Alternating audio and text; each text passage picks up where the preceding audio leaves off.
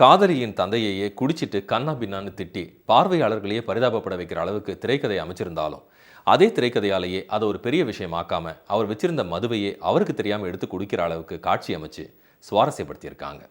குறிப்பா கிளைமேக்ஸ் காட்சியில ஜெயம் ரவியோட வசனம் பிளஸ். எல்லா தப்பையும் நீங்க தான் பண்ணீங்க. போதும்பா, சின்ன வயசுல இருந்து நீங்க எனக்காக பண்ணதெல்லாம் போதும். நான் இழந்ததெல்லாம் போதும். இனிமே வேணாம் ப்ளீஸ். அப்படி என்னடா இழந்த? இன்னும் புரியலையா உங்களுக்கு? இந்த வீட்டுக்கு வந்தப்ப ஹாசினி கிட்ட என்ன இருந்துச்சோ, அவ போனப்ப என்ன இல்லையோ அதான் நானும் இழந்துட்டேன்.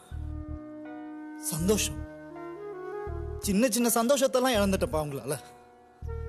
நீங்க எப்போ உங்க பையனை பெரிய ஆளாக்கணும், அவனுக்கு ஒரு நல்ல லைஃப் அமைச்சு தரணும் தான் நினைப்பீங்க. ஆனா எனக்கு என்ன வேணும், நான் எப்படி இருக்கணும்னு ஆசைப்படுறேன்னு நினைக்க மாட்டீங்க. டேய், உன் விஷயத்துல எதுவா இருந்தாலும் 1000 தடவை யோசிப்பேன்டா. ஆமா, 1000 தடவை இது அவனுக்கு நல்லா இருக்குமான்னு யோசிப்பீங்களே தவிர இது அவனுக்கு பிடிச்சிருக்கான்னு யோசிச்சிருக்கீங்களா?